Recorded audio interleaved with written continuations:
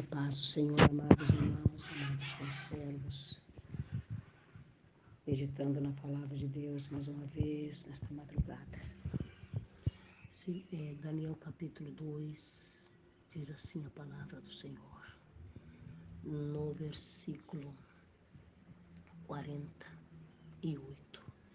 Então o rei engrandeceu a Daniel e ele deu muitas e grandes dádivas e pôs por governador de toda a província de Babilônia, como também o fez chefe dos governadores sobre todos os sábios de Babilônia.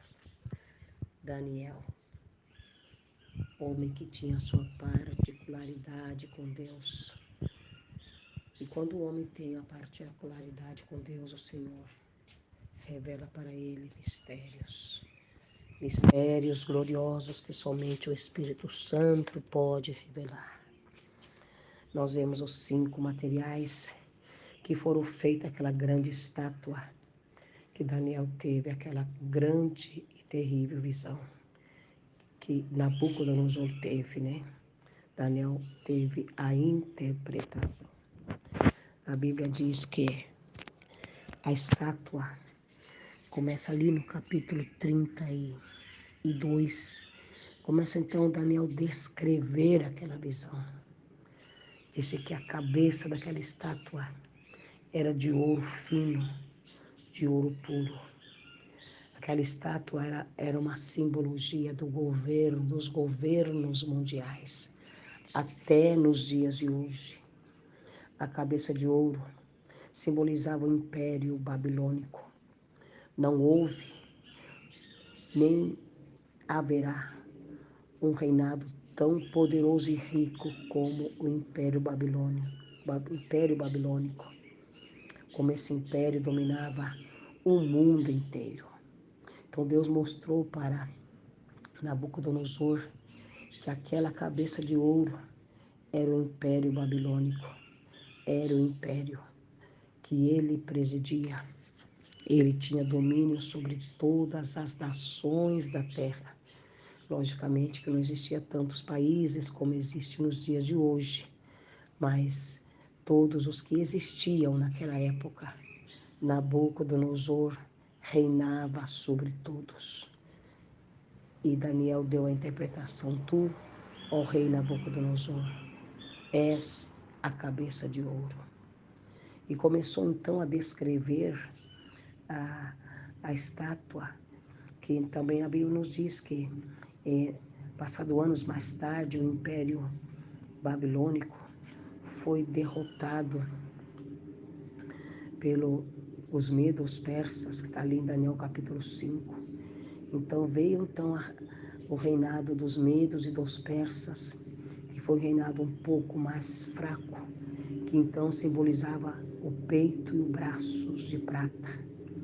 Mais tarde, então, veio a ser governado o reinado do mundo sobre os medos e os persas.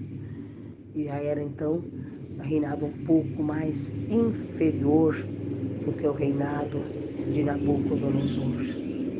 E assim ele começou a descrever os reinados que viriam depois de Nabucodonosor. Esse reinado do medo dos persas não teve duração de muito tempo. Depois, acabando assim, foi derrotado por outro reinado, o ventre de bronze, reinos dos medos. O reino dos medos e dos persas foi derrotado por Alexandre o Grande, o Império Grego. Os soldados poderosos que usavam armas de bronze, escudos, espadas, machados, eram conhecidos como os homens de bronze que saíam do mar. Assim nós vemos Daniel descrevendo os reinados do mundo. Como seria aquela grande estátua simbolizando o mundo com seus reinados e os seus poderes. As pernas de ferro. Daniel capítulo 2, verso 40. Os romanos terminavam seu governo com os gregos e foi um reinado, um dos maiores reinados daquele tempo. Cada reinado tinha o seu poder. Cada reinado tinha a sua fortaleza, também a sua fraqueza, a sua debilidade. Assim que nós vemos que foi tão interessante a interpretação de Daniel, dessa grande visão, a interpretação da visão de Nabucodonosor, que ele descreveu, irmãos, até no dia de hoje, como seria os reinados do mundo inteiro. E a Bíblia diz que, terminando aquela visão aquela grande estátua, termina com os pés que suas metade eram de ferro e metade de bronze. Esses são os reinados dos dias atuais. Nós vemos as nações fortalecidas, as nações mais ricas do mundo, fazendo alianças. Eles fazem alianças. O mundo está dividido em blocos. E cada bloco tem a sua fortaleza, como também tem a sua debilidade, a sua fraqueza. De repente, eles fazem as suas alianças que parece que serão duráveis, mas em um momento tudo se dissolve. Já Deus mostrando para Daniel como não há ligação entre o barro e o ferro. Assim, os governos desse tempo são em partes fortes e em parte também fracos. Então, são os dias atuais. Nós estamos vivendo os pés desta grande estátua, ou seja, vivendo os últimos governos mundiais. Nós estamos vivendo. Nós estamos prestes a entrar um governo que será único. Ele governará o mundo, assim como Nabucodonosor governava o mundo inteiro. Assim também virá um que governará o mundo. E nós muito bem sabemos que este será o anticristo. Quando todas as nações estiverem em quebra financeira, quando todas as nações entrarem em colapso, e nós já estamos vendo isso. Nações que eram fortes, que eram ricas, poderosas, nós vemos se enfraquecerem, perderem as suas forças. E tudo isso faz parte da visão que Nabucodonosor teve. Então, quando todas as nações estiverem sem solução, sem saída, virá então alguém, virá então um homem, o anticristo, dando solução que o mundo precisa. Que o mundo precisa de finança, o mundo precisa de paz. Nós vemos que constantemente se faz acordo de paz entre Israel e outros países, mas esses acordos duram pouco tempo. É bíblico, está na Bíblia. Por quê? Porque tudo isso faz parte da visão que Daniel teve.